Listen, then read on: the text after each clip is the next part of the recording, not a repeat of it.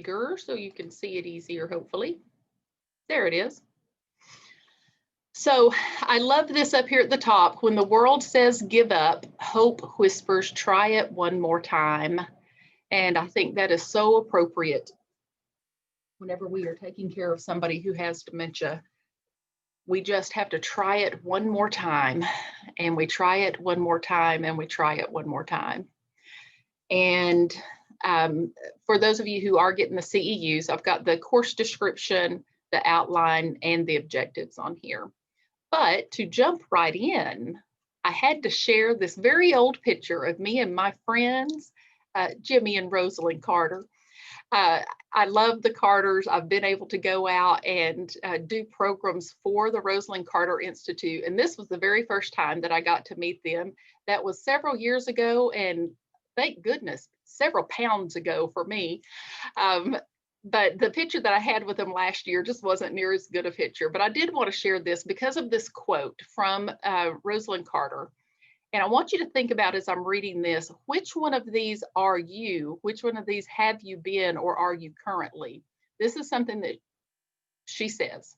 There are only 4 kinds of people in the world: those who have been caregivers, those who are currently caregivers, those who will be caregivers, and those who will need caregivers. We all fall into one or more of those categories. So her Rosalind Carter Institute for Caregivers is where I have received an awful lot of my training, and it is very faith-based. And we have partnered with them here at the James L. West Center to be able to offer some of their programs. And we're also actually going to have one of their new programs after the first of the year.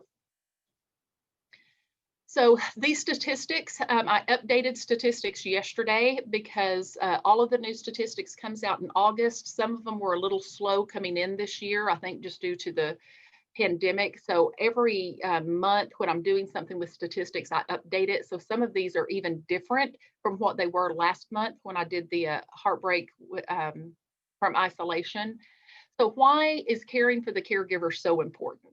To look at it statistically. 68% of caregivers of people with dementia will pass away before the loved one who has the disease because of the stress of caregiving. That is a high, high number. When I first started doing this years ago, it was 62%. It's up to 68%. And I can tell you that is not just a number. I've been to way too many funerals of caregivers. From unexpected massive strokes, massive heart attacks due to stress. Caregivers are oftentimes referred to as the hidden patient. Dr. Knabel, our medical director, uses that term all the time. In fact, she calls the entire family of somebody with dementia the hidden patient. Brand new statistic from the Alzheimer's Association: 16 million Americans are providing unpaid care for people with dementia. These are the 2020 statistics so far. These caregivers will provide an estimated 18.6 billion hours of care, valued at nearly $244 billion. 21% of the adult population in the United States are caregivers, and this is caregivers of those with dementia. 21%. And then look at this, 75% of those are women. And 59% still work outside of the home while they are being a caregiver. So what's happening to our caregivers? And this is where some of our statistics from the Rosalind Carter Institute comes in. And when you see that I've got RCI on there, that's where I got the information, is the Rosalind Carter Institute. They have a new report that just came out called Caregivers in Crisis.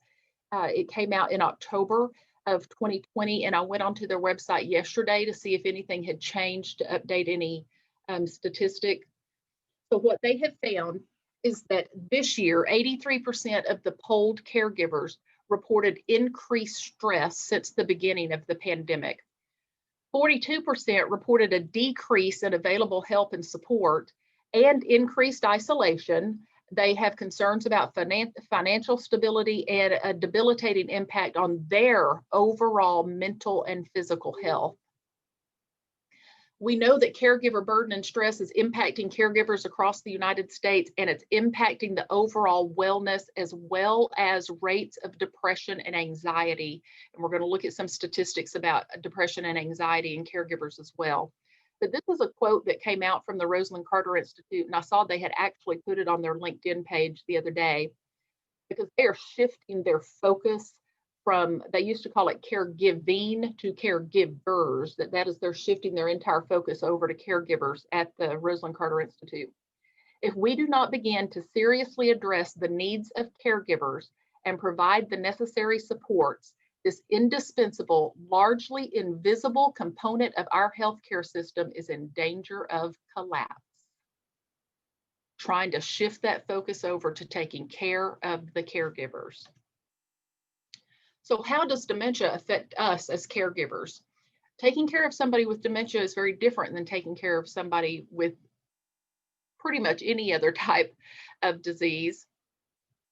As their disease gets worse and worse, they become more and more dependent on us, not only for their physical needs, but they're dependent on us for their story, for their memory. We retell them their story.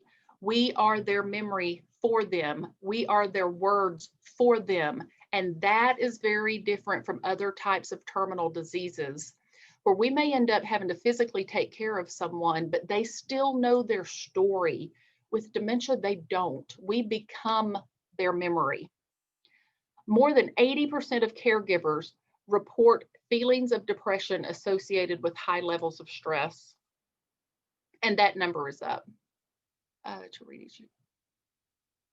Yes, Judy, that report is available. Whenever we send out, Judy was asking if that report from the Rosalind Carter Institute is available. They have a website, and their website is rosalindcarter.org, I believe is the website. And we can attach it when we send this out. It's about a 20-page report, but it is, I read it and it was staggering, some of the statistics. So caregivers of those with dementia are more vulnerable to burnout due to the long process of the decline. So average life expectancy in the United States, this is another new statistic, and it actually didn't change from last year except for the 0.1. For men in the United, now this will change next year because of the pandemic, it'll change because these will be 2019 numbers, even though they came out in 2020.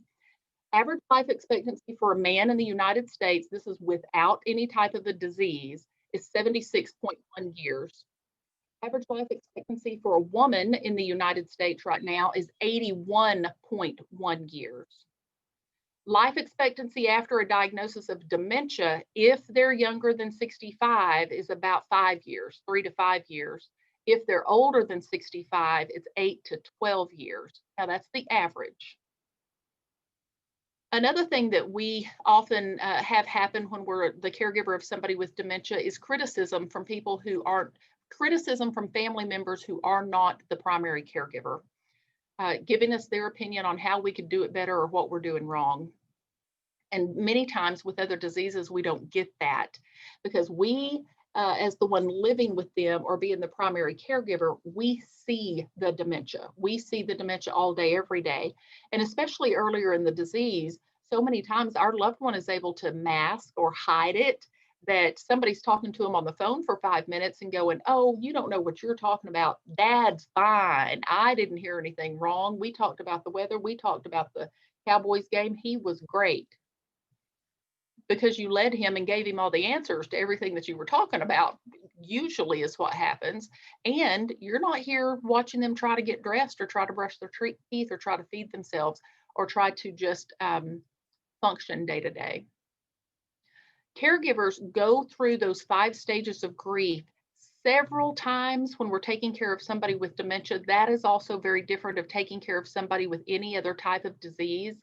And the reason that we go through it is because we tend to start over back with that denial every time our loved one turns a corner and goes to that next stage of the disease.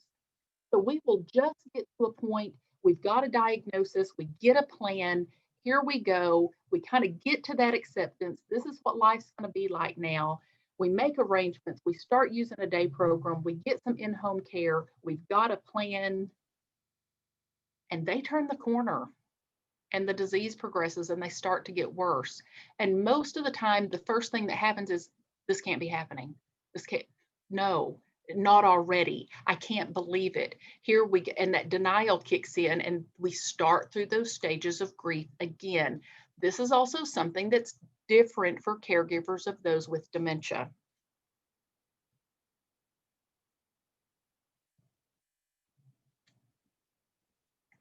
So here's some more impact of isolation and pandemic on caregivers this year that I wanted to add into this program before we really start talking about tying our faith to hope.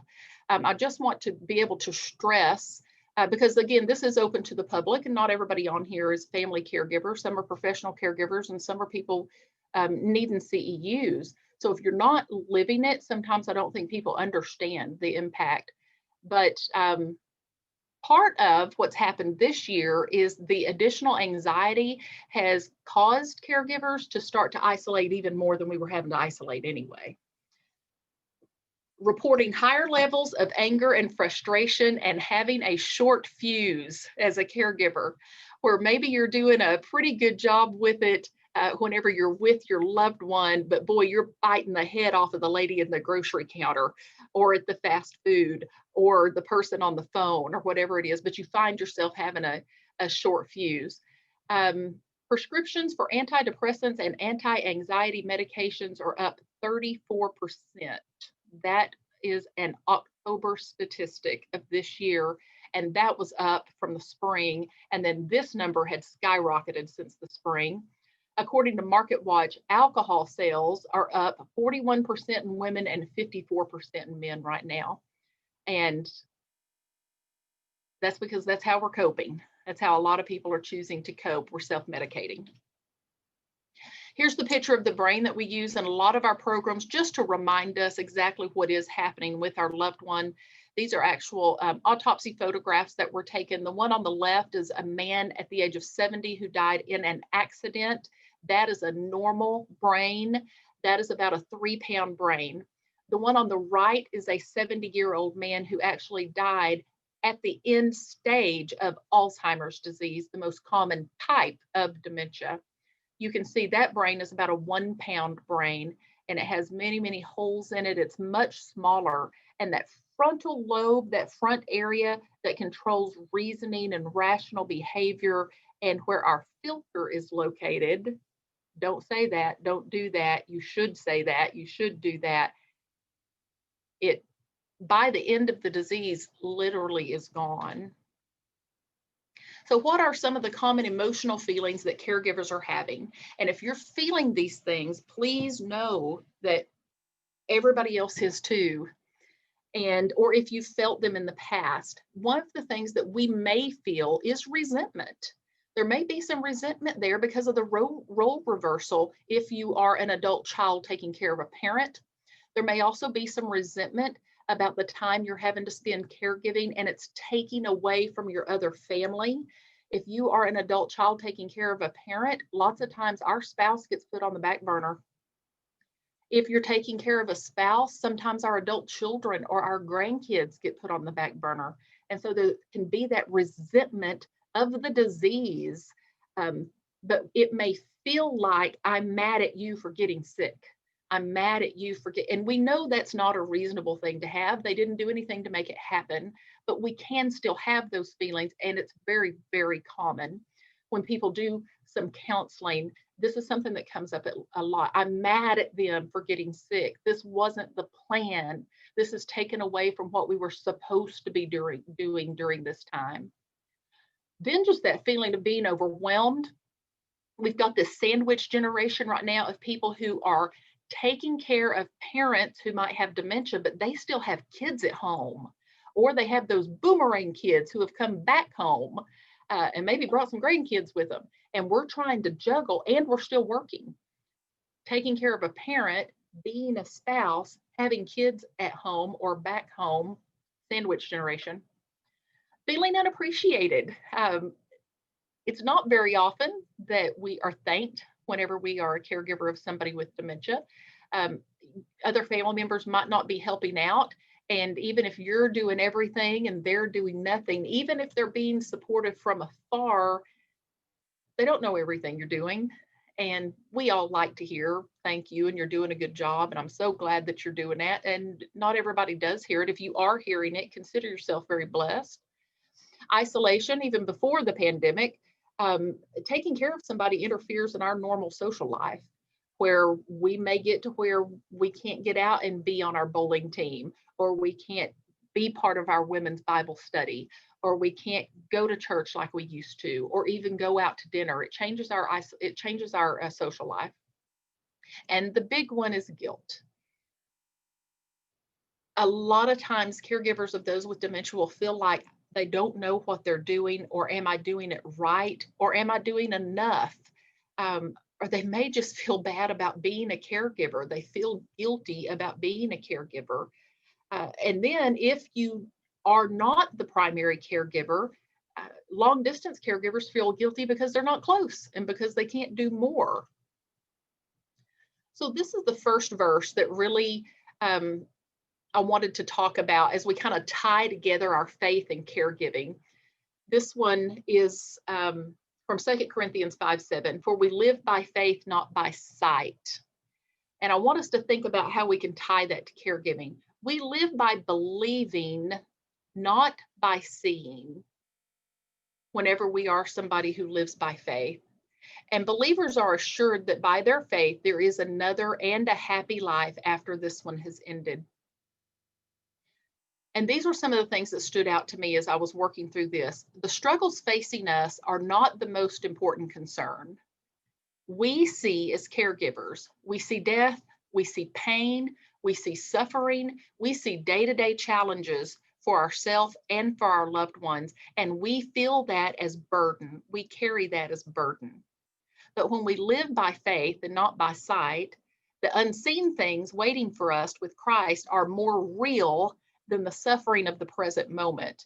And boy, any of the letters from Paul, we hear that over and over and over again.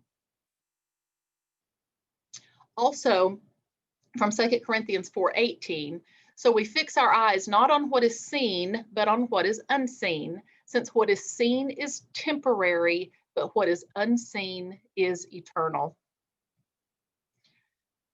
That verse right there is one that I have used so many times talking with family members whenever we are doing a Christian-based biblical counseling. Everything that we see happening to our loved one and everything that is going on with us as we go on this journey is temporary. When we're in the middle of it, it doesn't feel like it. But when we are living by faith, we do know this is temporary. It does come to an end. But what is unseen is eternal. That stands out. So the things that are seen are all incidents and circumstances of our present life. It's just what's going on right now. They're bound by time because they're temporary and then they're gone. The things that are unseen are faith and eternal life, and they have no time limits. I cannot tell you how powerful it was. I get asked to speak at a lot of funerals to just give a little bit of information about the disease and to sometimes share some stories about what's happened throughout the course of the disease. But I was at a funeral several years ago where the wife stood up to talk. Her husband had passed away, and she said, without tears, death was a blessing. Death brought an end and made him whole again. It brought an end to a temporary disease and it made him whole again. And I know that. And I was sitting with her as he passed, and she had said that because I had encouraged her, you need to share that. You need to share it. We live in a society where we are scared to death of death. We're afraid of it. We don't even want to talk about it. And with this disease, so many times, as I have said with family members, I've had them say, when it was over, as we are sitting there, what a blessing. It's over. It's ended. This was temporary. And just like that, it's finished. It's gone. So I want us to think a minute, whenever somebody says to you, how are you? Most of the time we answer with this word, fine. But you can't see it very well probably, but when you get the slides, I want you to look at what that fine is made up of. It's actually made up of the words that we really mean to say. How are you? Oh, today I'm feeling useless, confused, betrayed. I'm broken. I'm never good enough. I'm fragile. I'm anxious. I'm lonely. I'm defeated. We're not fine. But how many times do we say that? I'm fine. I'm fine. I'm fine. These are some warning signs of caregiver stress that you may be experiencing. If you are, I hope that you have somebody that you can talk to, that is a trusted person that you can talk to. If you don't, I encourage you to either get in a support group, if not one of ours, another one. The Alzheimer's Association has many of them going on right now through Zoom. The Alzheimer's Association also has resources of counselors who specialize in this, who you can talk to, who understand what it's like to take care of somebody with dementia. Another resource is the local Area Agency on Aging. The Area Agency on Aging is a resource where they also can get you, they can help financially. Lots of times they will have grants that will help pay for adult day programs or for respite so that you can get yourself a little bit of a break. And then again, on rosalindcarter.org, they offer a lot of online programs that are free and they're recorded so that you can watch them on your own time that have to do with caregiver stress. But if you're seeing any of those symptoms right there in yourself, and yesterday we were doing a holiday support group, and when I asked, how does your body react to stress? The first thing that came up was change in sleep patterns. Change in sleep patterns, and then gastrointestinal issues. IBS, irritable bowel syndrome, was very common in caregivers because of us dumping cortisol. When we dump cortisol, that shuts down our digestive system. So then we get constipated, but then maybe we don't eat right, and then we get diarrhea. And so we can get caught up in this IBS, irritable bowel syndrome, is common in caregivers. So talking more about the momentary troubles, and again from 2 Corinthians, therefore we do not lose heart. Though outwardly we are wasting away, yet inwardly we are being renewed day by day. For our light and momentary troubles are achieving for us an eternal glory that far outweighs them all. And I wanted us to think about this right here in the middle, because I was thinking last night as I was updating this about the things that I see over the years of working with caregivers of those with dementia. I watch families develop these skill sets that they never wanted. None of us ever wanted to know how to do this. None of us ever wanted to know how to come up with that therapeutic story right off the top of our head that works with our loved one. That wasn't something we ever wanted to know how to do. The outward man is continuously undergoing a gradual process of decay, but the inward man, the higher spiritual life, is day by day passing through successive stages of renewal and grace, gaining fresh energies. The weight of glory far exceeds the weight of a momentary duration of an affliction, and God rewards his people hereafter for their sufferings endured. And you never know what you are going to do with this information and these talents and these skills that you're developing as a caregiver. And I know some of you that are on this call, because I know your stories, you're at different places. I know that you never, ever in your life would have thought that you would have this skill set, and you just don't know what you're going to end up doing with it. It's amazing some of the things I've seen happen. I had a woman after her husband had passed away who wrote a recipe book specific to those who needed a pureed diet. Her husband got to the point that he couldn't do regular food. She was trying to get him to eat.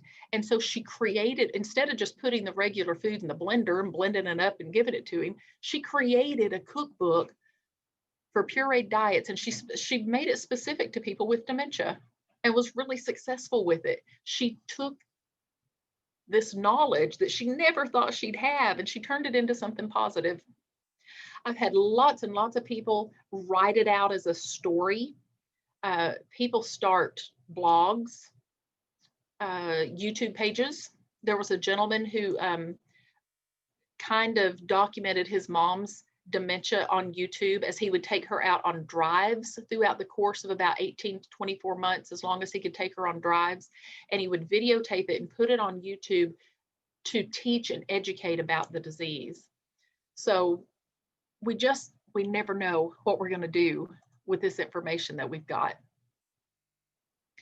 I've listed here signs of stress that are common to caregivers, and the first three are in order. The easily irritated, angered, or saddened, where maybe you just cry at the drop of a hat. And especially this time of year, you'll catch yourself with a commercial and you're going, why am I crying? What is going on here? Changes in eating patterns are the second most common. And then right now, especially changes in drinking patterns. And I just put those statistics up there again that we looked at earlier. This particular verse, we hear an awful lot at graduations. We hear it at weddings. We hear it at beginnings. For I know the plans I have for you, declares the Lord, plans to prosper you and not to harm you, plans to give you hope and a future. That is actually on my class ring from DBU. That's kind of the DBU, that's our go-to verse there. And again, having to do with graduation. This verse tells us, though, that our time isn't over, that there's hope for a future. But waiting for the future instead of trusting in an immediate release, that's true wisdom. We tend to want immediate. We live in a society where we have this phone where we can immediately do just about anything. And when we're dealing with dementia, and we're the caregiver of somebody with dementia, there's not a lot that's immediate. There's not much at all that's immediate. And so having to learn to waiting for the future, learning to trust, learning to have faith, can be a little bit difficult. We can catch ourselves even getting into why me? Why him? Why her? Why did this happen? We don't know why. We don't have any idea why. We want immediate release for them, and we want immediate release for us from having to go through this.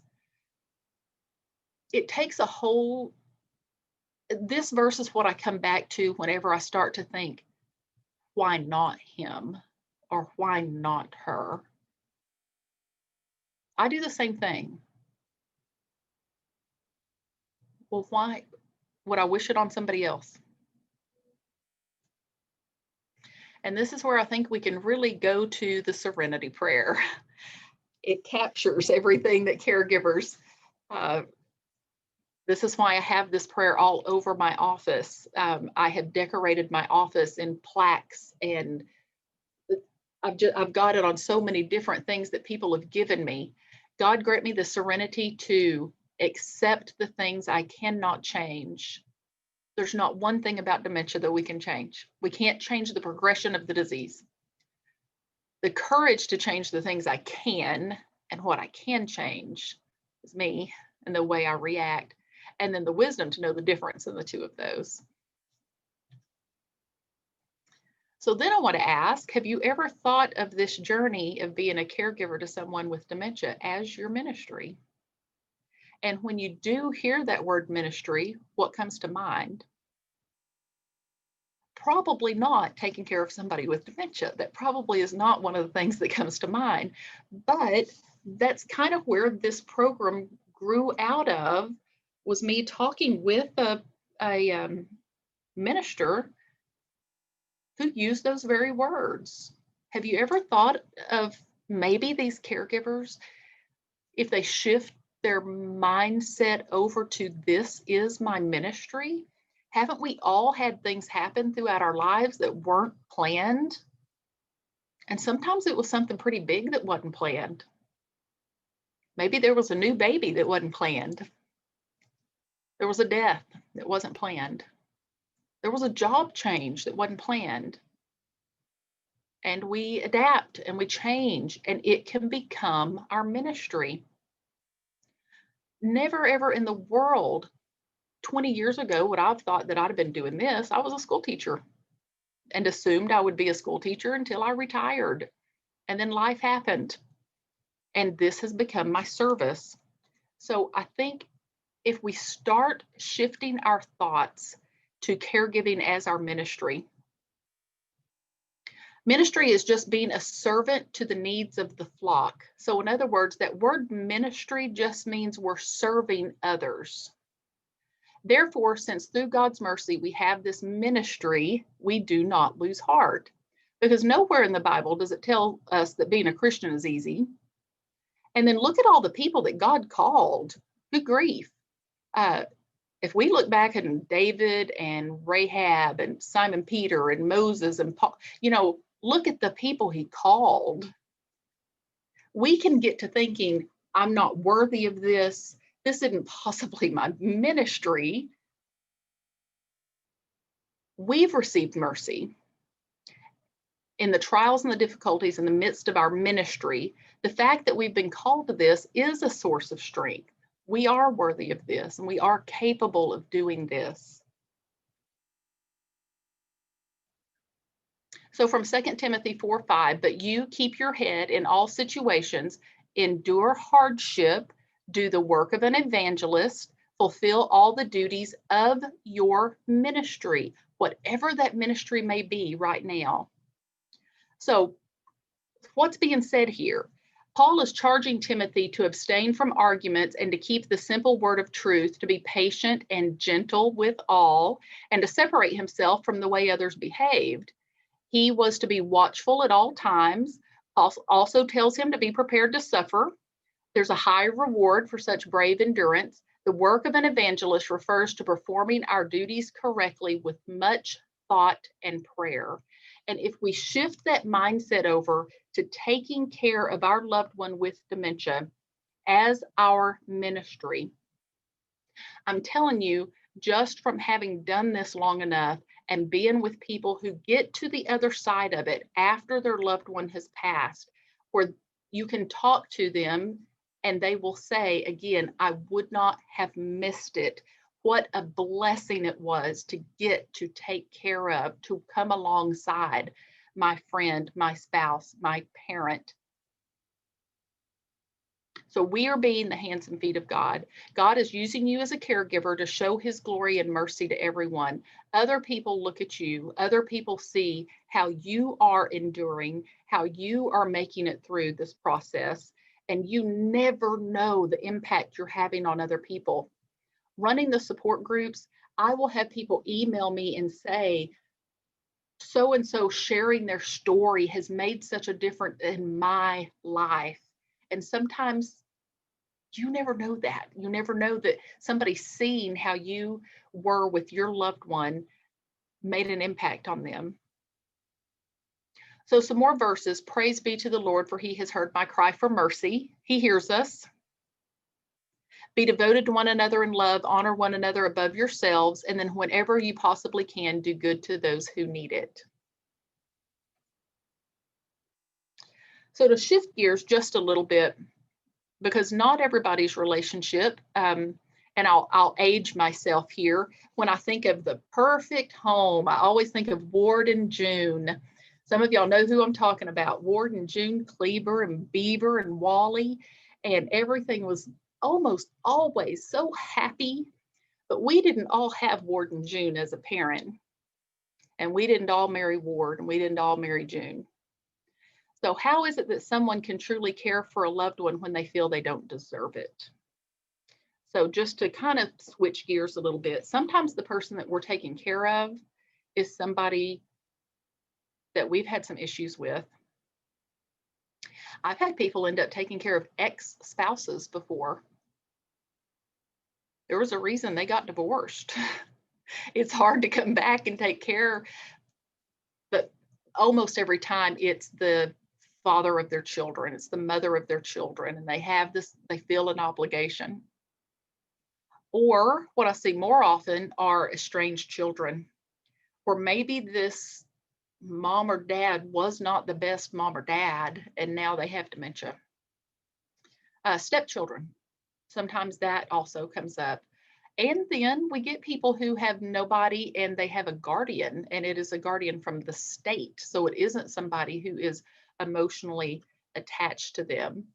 I love this right here. Look what's happening. He says, just because you're mad at someone doesn't mean you stop loving them. So he's mad at her, but he's going to go ahead and hold the umbrella over her head.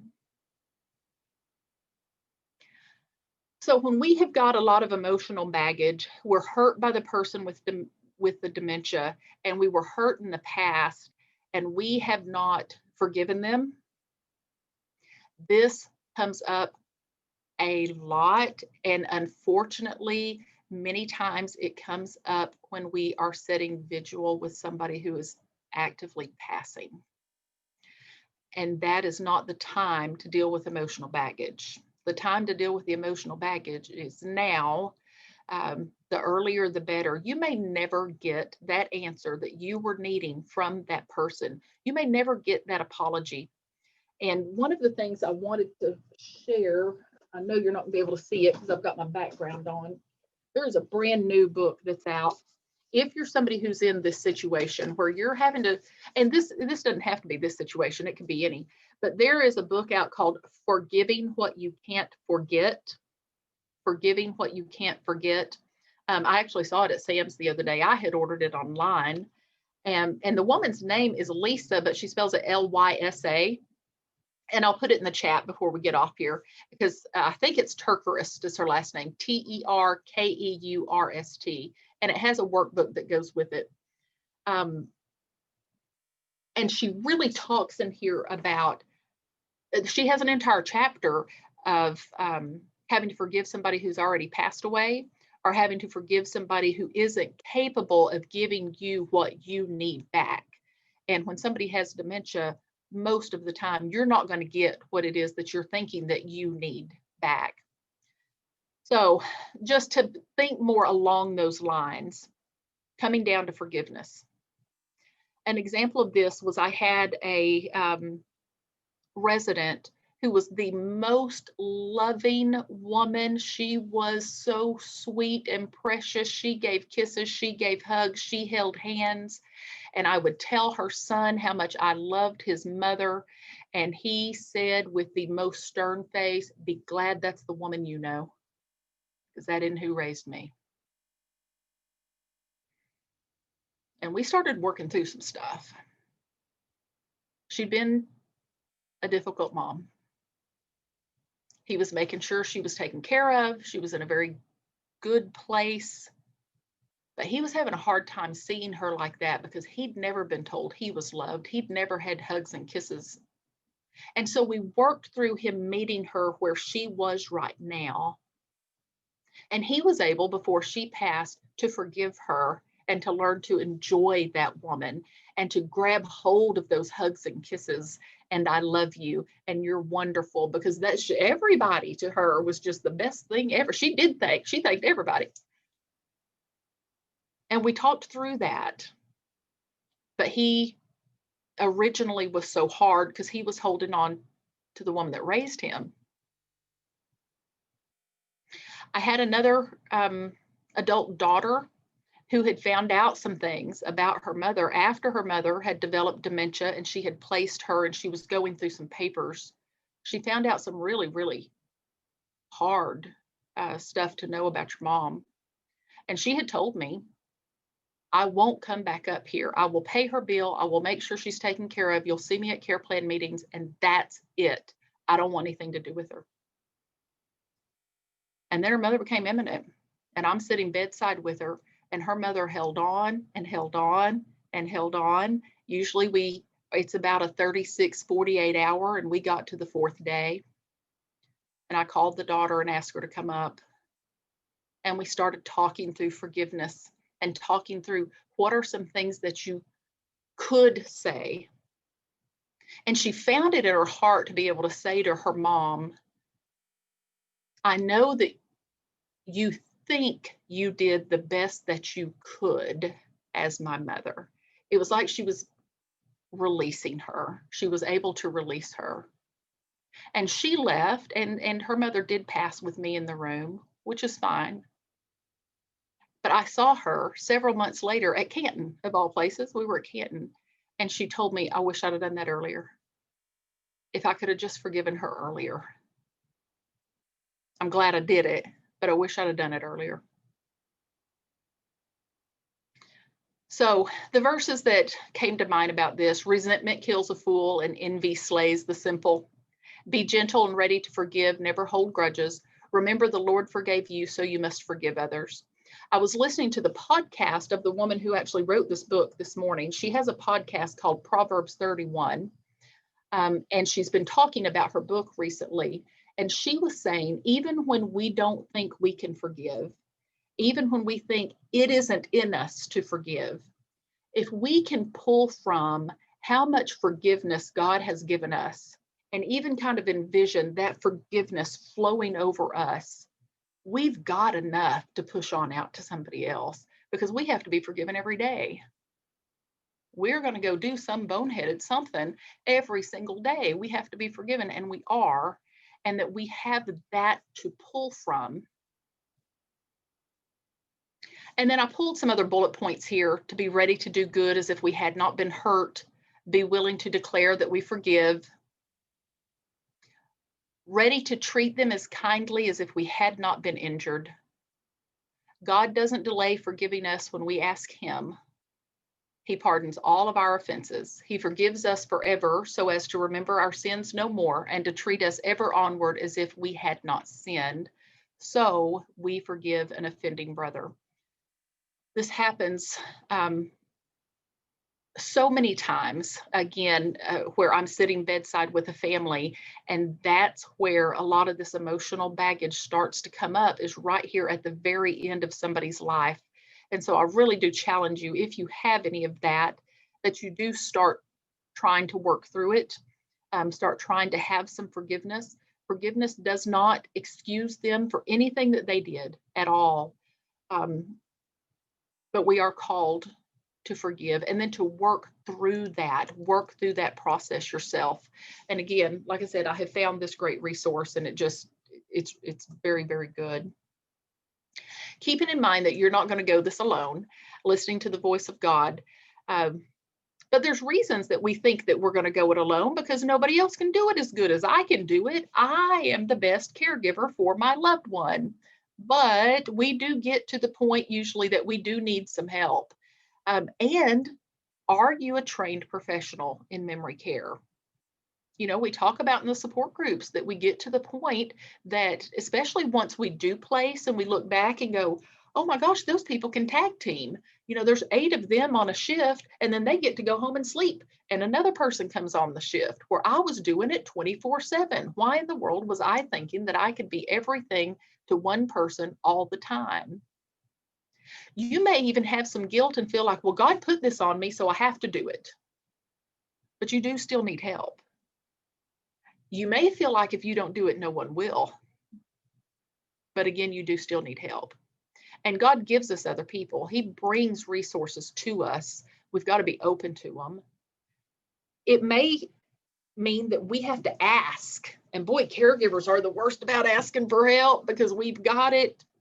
We don't need any help. You're not doing it the way I would do it. If you're a member of a church, I have seen churches step up, but I've seen people have to ask their churches to step up, because so many times people in the church don't know what to do. They will do it. They just don't know what to do. Finding a support group. We have 2 a week. We've got a 3rd one going on right now for the holidays. And after the first of the year, I'm actually going to start a group that's going to be specific to grief. It's going to just meet once a month for an hour and a half. It's going to be called the Second Saturday Support, and it's going to focus on grief. And it's going to be working through whether our loved one has passed away or not, just working through grief. Finding professional help, but being willing to accept that help and support. Keeping in mind, He will never leave or forsake you. Do not be afraid, and do not be discouraged. And the Lord Himself goes before you and will be with you. He will never leave you nor forsake you. Do not be afraid. Do not be discouraged. I found this last night. and it's about a mindset. And I know it's a little blurry because I had to take it off my phone and try to put it on here. And the one with the negative mindset saying, we only live once. And the one with the positive mindset saying, wrong, we only die once. We live every day. It's the mindset. All right, there's our information. Let me stop sharing and open up to any questions or comments. I am going to type in the chat the name of this book and her name because it is T-E-R. Okay, that's her last name.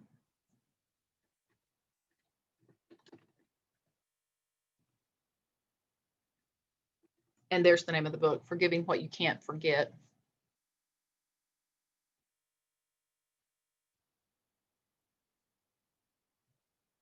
Anybody have any thoughts or comments?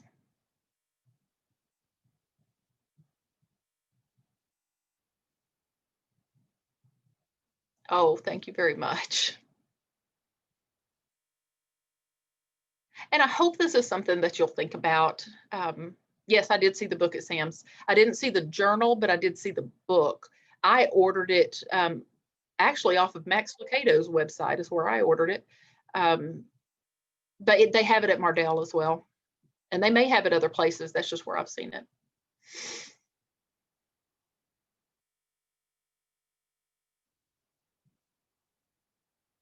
All right, well, thank you, everybody. We did finish a little bit early. I did want to leave time for questions or comments if anybody had any, but I do appreciate your time and always appreciate you being here. If you have any questions, please email me or give us a call at the West Center. Thank you. Bye-bye.